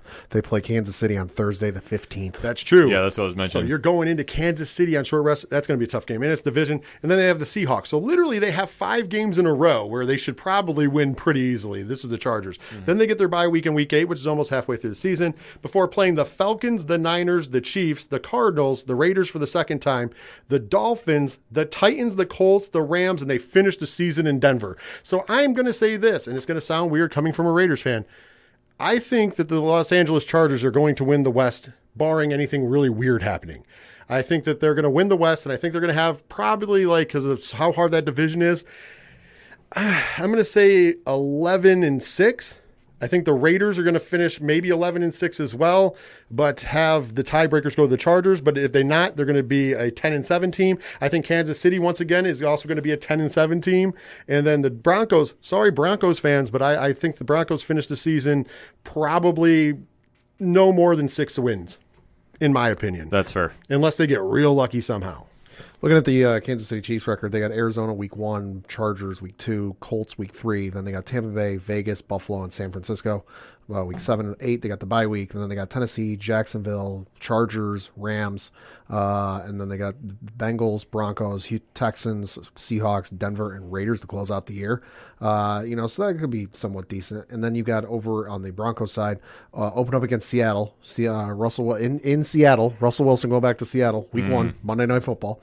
Then they've got the Texans, Niners, Raiders, Colts, Chargers, Jets, Jacksonville. In week 8, they got a bye week in week 9. Then they've got Tennessee, the Raiders, Panthers, Ravens, Chiefs, Cardinals, Rams, Chiefs, and Chargers to close out the year. Other than divisional games, they have it so fucking easy. Yes, they do. Yeah. And I think, because I was looking some stuff up, I think part of the reason, I think things will work out better for Russ in Denver over Seattle. Not immediately, but eventually. Got to remember one key thing. Got a new ownership group out there in Denver, the head of which is a gentleman by the name of Rob Walton, who is the son of the gentleman who founded the company Walmart, if you've ever heard of it. Quick Google search. His estimated net worth is $56.7 billion. So you got to imagine he's going to want to make a splash and get some stuff going and win now because, hey, Denver, been a couple of years since they won a Super Bowl. So I think things eventually will work for Denver and Russell Wilson, but right now, no. Fun fact about Mr. Walton, though. If you do a little more research, Mr. Walton also owns the Kansas City Royals. Hey. And he has done nothing but try to get the luxury tax for them. So if you're a Denver fan, this could be worse for you because he might not be interested in winning. He might just be interested in making money. In terms of where I think the teams are going to finish, I think it's going to be the Raiders in first place. All the additions they made on offense, defense, and then you got to count the coaching into it because coaching makes a lot of differences at the end of the day. I think it's going to be the Kansas City Chiefs in second place, Chargers in third place, and then Broncos in fourth. Although I think the Broncos will improve from their 7-10 record last year. Yeah, Denver fans, temper your expectations because wait and see with your new ownership group because I don't think you're going to wind up doing this. I still think this is going to be the Raiders division to lose.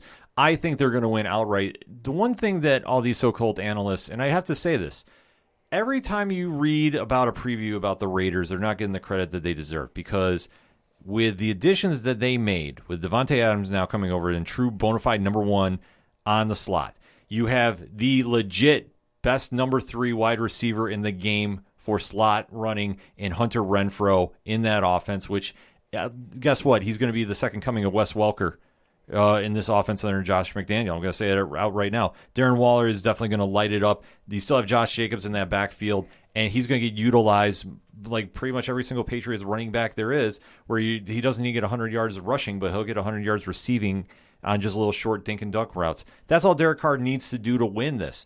And the defense with Max Crosby and Chandler Jones there is going to do some damage. I'm sorry. If you're not on board yet, you need to really see what this team is capable of doing. I could see them legit going 12-5, maybe 11-6 outright, because on paper and what we've seen in this preseason, and yeah, granted it's preseason, they're looking like they're clicking on all cylinders, without question. Right behind them, though, I think I'm going to give it to Kansas City. And I hate saying this, but I have zero faith in the Chargers because the Chargers, to me, are the Browns of the West. I'm sorry, because on paper, the Chargers have all the talent in the world, and they've had this for so many years now, and they just can't put it together. I'm sorry, like the games that they should win, they lose. The ones they should lose outright, they win. They're literally the most unpredictable team in football because literally every Sunday, every weekend, you don't know what the hell you're going to get out of them. Like, they should be a 12-5 team. I still think they're going to get into the playoffs, though, because I still think that talent is somehow going to pull this off. But they're going to be the third team in that division because I still think Kansas City is going to be number 2, but they're not going to beat the Raiders. They definitely are not going to beat the Raiders. Mark my words on that. I think Kansas City will hang in there because Mahomes is still good enough that he'll make Juju Smith-Schuster there very, very productive in Kansas City, but it's not going to be the same offense that he had with Tyreek Hill there. It's going to look very, very different. He's still going to put up points, but they're not going to be the Kansas City old. They're going to do enough to win against the other teams outside of their division. But when you have to face the Raiders, you have to face the Chargers, and even Denver, they're going to struggle a little bit. And I think that that's where a majority of their losses are going to be. But I still see them being a 10-7 team. They're just not going to be ahead of the Raiders in the rankings. Right behind them is going to be the Chargers. Obviously, we touched upon that. And then Denver, I'm sorry, listen, Russell Wilson is great. The rest of the team is not. And I don't care who's trying to sell you otherwise. They're not going to do it. Broncos country, last ride. Oh, jeez. Oh, jeez. You guys are making me blush. Both of you guys picking the Raiders. That's awesome. As a Raiders fan, I have to be somewhat pessimistic of the other team. But I will say this in an optimistic tone. They are coming in with one of the best, if not the best, receiving core in football. As long as Derek Carr, who has been a decent game manager in the past, unfortunately usually doesn't show up for all 4 quarters. If he can show up for all 4 quarters and be game manager, they're going to put a lot of points on the board. And I think on the defensive side, there's going to be a pretty lockdown, especially on the pass rush. You're not going to run against the Raiders. Especially with those two big behemoths on each side of the line. But I will say this. If the Raiders can pull off the division with as tough as their schedule is, as a Raiders fan, I'm looking for a Super Bowl or bust at that point, Chuckster. If they win the AFC West, if they have a 12-5 record or an 11-6 record, and they win the West, which is a tough division, that's going to be the division that probably is going to send 3 teams to the playoffs, in my opinion, and all of those teams are good. If they can pull that off, I think the Raiders could possibly pull off a Super Bowl appearance. I'm not saying it's going to happen. I'm not even saying they're my Super Bowl pick. I am just saying that as a Raiders fan, I will be optimistic if they can win the West and put together a great winning season in that tough division and with the tough schedule they have. I mean, unless they're fatigued or hurt coming into the playoffs, that should be the playoffs should be the least of their worries. Mm-hmm. So that said, just to wrap up the AFC West, I'm taking Raiders, then Chiefs, then Chargers, then Broncos. Pad? I'm taking the Raiders, Chiefs, Chargers, Broncos. And, of course, as the Raiders fan, I'm the one not taking the Raiders. I am taking the Chargers because they have a lighter schedule, then the Raiders in second place, then, of course, the Chiefs, and then the Broncos in dead last. So that said, we're going to take our final break, but in the meantime, hit us up on the hashtag ODPH Pod. What is your thoughts about the AFC North and the AFC West? Who you got winning each division? And then stay tuned because we're going to give our AFC division winners when we come back. You are listening to the special edition of the ODPH Podcast.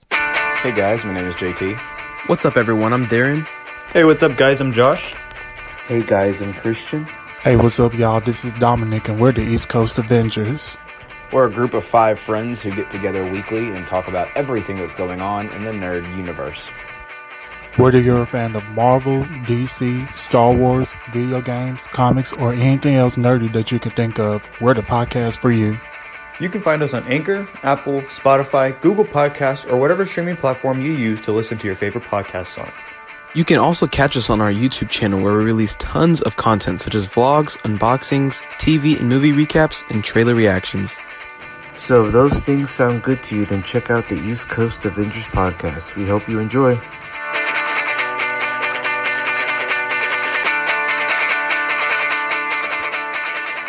Coming back for the final segment on this AFC preview edition of the ODPH Podcast with Rich from 3FN in the house. We gave you the breakdowns of each division, but now it's time to say who is punching their ticket to the playoffs, who is going to go to the big game at the end of the season, and who's going to represent the AFC. So, Pad, why don't you kick us off? So from the AFC East, I have the Buffalo Bills winning the division. From the AFC South, I have the Indianapolis Colts. From the AFC North, I have the Cincinnati Bengals. And from the AFC West, I have the Las Vegas Raiders. And then in terms of the wildcard spots, because I believe there's going to be 2 of them, I'm looking at this, picking this off.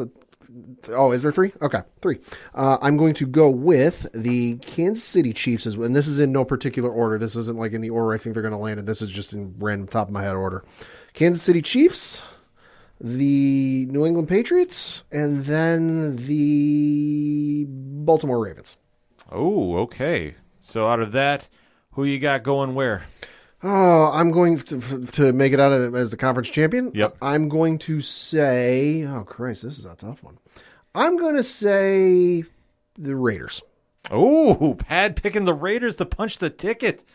Big move, big bold prediction, but not completely far-fetched. That is definitely in the conversation.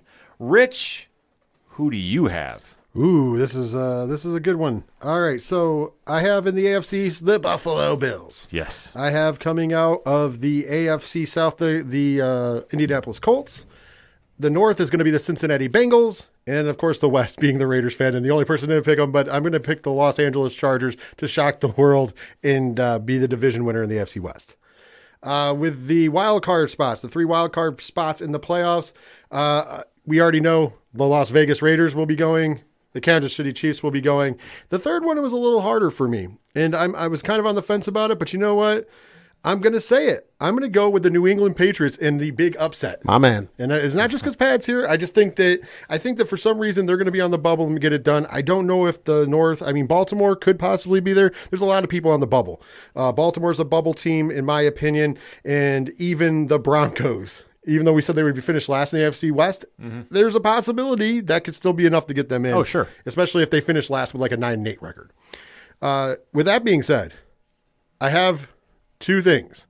If I'm wrong and the Raiders win the NFC West, mark my words, if the Raiders are the NFC West, I did not pick them, but if they are the NFC West representatives, I'm picking the Raiders to go to the Super Bowl. But my actual pick, because I don't think they're going to win the West, is actually going to be the Buffalo Bills. They better not let me down again this damn let's year. go. Let's go, Buffalo. Let's go. Don't let me down. But if not, the Raiders are my pick if they win the West, though. Okay. That's a bold move. All right, so for mine, obviously coming out of the AFC East, I'm taking the Buffalo Bills. Not because it's the homer pick, but they currently are the better team in that division as of right now. In the NFC, or the AFC rather, North, I'm taking the Baltimore Ravens because I'm betting on Lamar Jackson to carry his team through. They're going to be very boring in their wins, but they're still going to win. In the AFC South, this is Indianapolis Colts by a mile. They're going to absolutely do some amazing work this season, and it's going to be some of the most boring games you're ever going to witness in your life. Take some extra coffee, caffeine, energy drinks when you go to the games because you're going to need them. And coming out of the AFC West, the toughest division in all of football, the Las Vegas Raiders. So Derek Carr and company, this is their time to do it with Josh McDaniels at the helm. This is the time to really make that run. For the playoffs, though, I am going to take the Kansas City Chiefs and the Los Angeles Chargers out of the West, and I'm going to take the Cincinnati Bengals out of the AFC North. I think that those 3 teams can definitely sneak in there and do some damage. And then when the dust is all settled, see, I know what I want to pick, but I will jinx the teams because if you've listened to the ODPH these past 5 years, every time we've done these previews, every team that I've picked has had a major collapse. So I'm going to go with the Baltimore Ravens so I don't jinx anything on the Raiders to get to the Super Bowl and I don't jinx the Bills. So I'm going to bet on Lamar Jackson. He is going to punch that ticket. He is going to go all the way with the Ravens. I would have thought that you could have gone the other logic, that you've been such a nice guy of not picking your team, even though they're power ranked in the top 5 easily every time, including currently at 1, which I think they deserve. But you could go the other way and actually pick your team. Maybe they would win then. Maybe it's just because you're not having faith in them. No, I do have faith in them, but this would be the situation. Like, I'd bank on them, and then Josh Allen would get, like, season-ending turf toe, like walking out or something. But we appreciate you taking the coach role. Yes. We appreciate you being coach in this case, so you're going to pick a wrong team so we don't jinx anybody else. Exactly. That's my point. See, if I really want to put the curse on there, I would say like the Kansas City Kansas City Chiefs. But at the same token, like if they win, I don't want everybody like, "Hi, you knew about it. You rooted them on." I'm like, "No, I didn't." If Baltimore gets there, like I could say, I could see them sneaking in because they're much like Indianapolis to me. They're very boring on paper. Like Lamar Jackson is going to play out of his mind. So they could make a run, but their defense, I don't know if it can honestly keep up with the Raiders offense or the Bills offense. They'll definitely keep up with Indianapolis, but I swear to God, if that's a playoff game, I don't want to watch it because that'll be some of the most boring football of all time. Like that might be a 6-3 game, in all honesty. I don't want to see that. Nobody wants to see that except Colts and Ravens fans. But I digress. That is my pick of who I think is going to get there because I don't want to jinx anybody. I'm not going to pull a your coach, my coach, the coach, Coach Duffy, because I swear if he says he bets on the Bills, I'm just going to say the season's done. It'll be a wash. We'll get ready for it. Yeah. Oh, yeah. We'll definitely do something for that. That being said, this is the end of part 1 of the NFL preview. For more from Rich from the 3FN Podcast, you definitely want to swing over to 3FNpodcast.com. Check out everything gone over there, social media links, friends of the show. So that you can find us on there, the music, the Patreon, which is one of the best deals in all of independent podcasting. $1 gets you in the door. $3 gets you a comfy seat at a table. Anything else is Diesel's business, and I don't want to know about it for legal reasons. So that said, you want to definitely go check it out. It's in the liner notes of this podcast, along with for anything and everything that is the ODPH podcast. It can be found at odphpodcast.com. So from Rich from 3FN, Padawan J, I'm Ken M. Thank you for listening to part 1 of the NFL preview edition of the ODPH podcast. We will see you next time.